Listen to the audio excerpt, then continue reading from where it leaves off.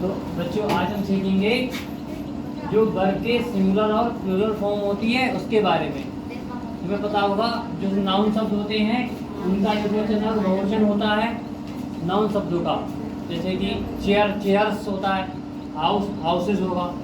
ऐसे नाउन का जब एक वचन से बहुवचन होता है, प्रोनाउन का भी होता है, प्रोनाउन शब्दों का भी सिंगुलर और प्लूरल होता है। जैसे ही होगा तो सिंगुलर, शी होगा तो सिंगुलर सब्जेक्ट होता है।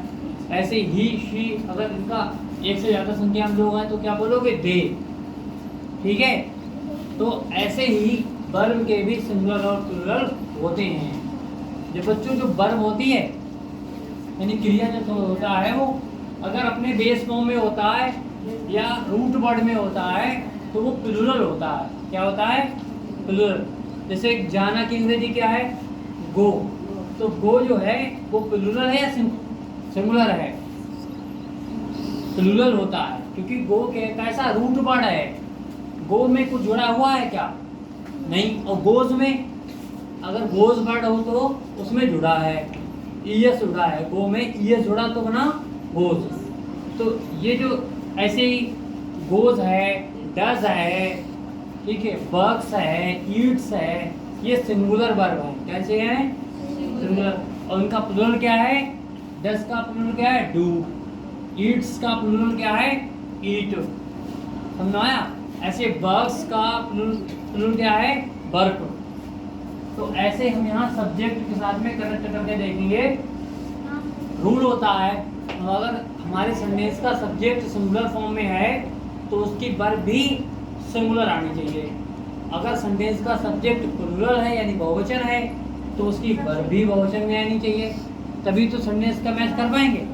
तो ये यहाँ पे देखते हैं, सेंटेंस में लिखा है एलिफेंट। एलिफेंट मतलब क्या हुआ, वन है कि बहुत से हैं, मोर देन वन है, वन है ना।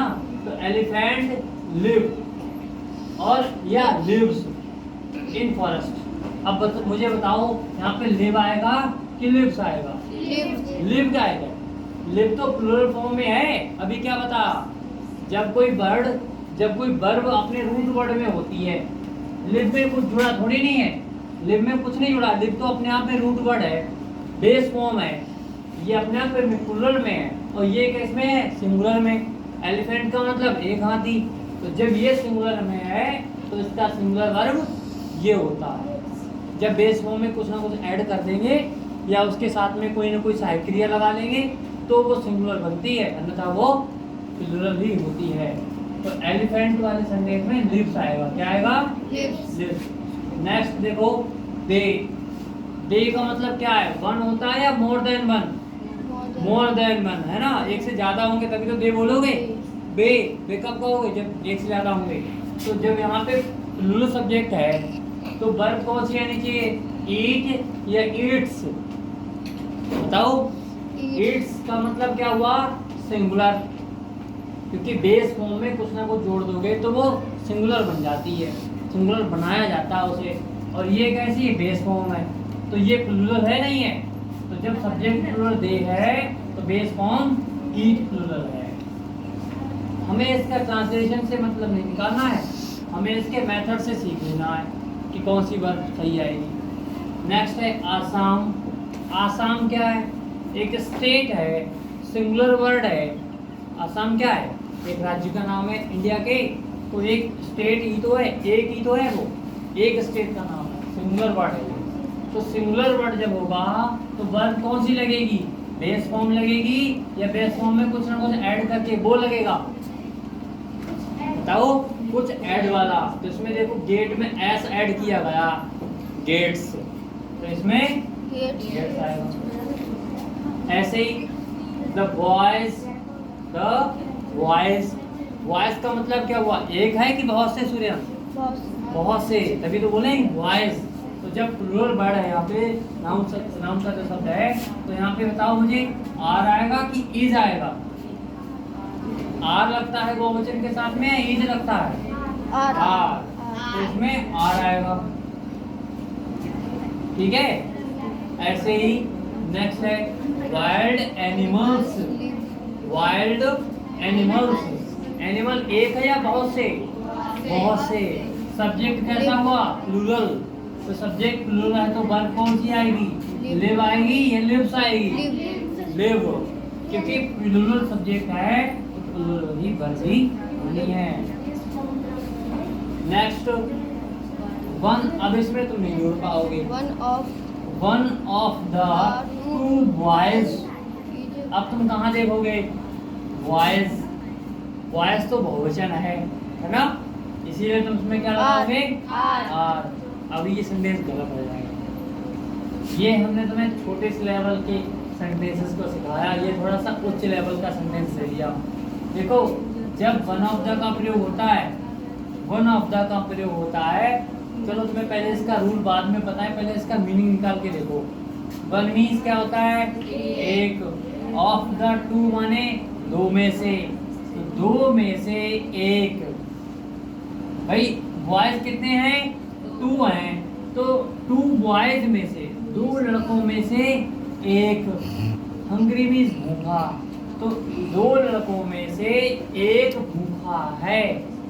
तो भूखा है आया यानी इज आएगा, और भूखा है आएगा तो आर आएगा। तो भूखा है आया ना, तो क्या आएगा? इज। ये तो ट्रांसलेशन से तुमने समझ लिया। अब मैं रूल बता दे इसका। जब भी वन ऑफ द का प्रयोग होता है तो उसके बाद जो नंबर दी होगी, उसके बाद जो सब्जेक्ट आएगा वो बहुवचन में आएगा, क्योंकि कईयों में से एक होगा ना लड़का, कईयों में से तो एक होगा, चार में से एक, 10 में से एक, या एक में से एक होगा, एक में से एक sentence. One of the one boy गलत हो जाएगा। तो यहाँ पे तुम्हारे हिसाब से तुम्हें लग रहा सब्जेक्ट बॉयज है, बॉयज सब्जेक्ट नहीं है, सब्जेक्ट है वन। तो वन के साथ में क्या लगाओगे? इज लगाओगे, आर इज।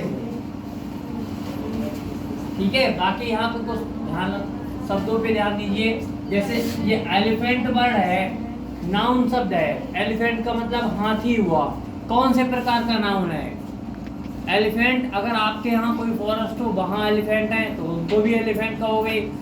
वेस्ट बंगाल में अगर बंगाल की खाड़ी में उधर कोई सुंदरबन डेल्टा में कोई अगर एलिफेंट होंगे तो उनको क्या बोलोगे? उनको भी एलिफेंट बोलोगे। तो एलिफेंट कैसा शब्द हुआ? फिर कॉमन, क्योंकि जब सबका नाम तो कॉमन वर्ड, तो एलिफेंट नाउन शब्द कौन सा है? कॉमन नाउन का। नेक्स्ट आ जाओ आसाम। आसाम क्या है? एक स्टेट का नाम है। क्या भारत के सभी स्टेट्स का नाम आसाम है? नहीं, किसी पर्टिकुलर का नाम है, किसी विशेष राज्य का नाम है। तो ये कौन सा नाम है? प्रॉपर नाउन का वर्ड है। कौन से नाम का? ये कॉमन नाउन का था। बॉयज, बॉयज किस में आता है? बॉय मतलब आपको भी बॉय कहेंगे, अदर होंगे उनको भी बॉय कहेंगे। तो कौन से नाउन का शब्द हुआ? कॉमन या प्रॉपर? कॉमन नाउन का। और सिंगुलर है कि प्लूरल है? प्लूरल है कि सिंगुलर है? प्लूरल है नहीं है, बहुत से है ना। ये भी तुम्हें बताने को समझ। वाइल्ड एनिमल्स क्या होता है? जानवर। तो ये भी कॉमन नाउन का है। अच्छा, वाइल्ड लगा है, एनिमल्स से पहले वाइल्ड लगा है। वाइल्ड शब्द का वर्ड स्पीच क्या है? जंगली। जंतु कैसे? जंगली। जंतु कैसे? जंगली। जंगली होना, अच्छे होना, खूंखार होना, सुंदर होना, ये क्या है? विशेषण है, एडजेक्टिव वर्ड्स हैं। तो वाइल्ड जो है एडजेक्टिव है, क्या है?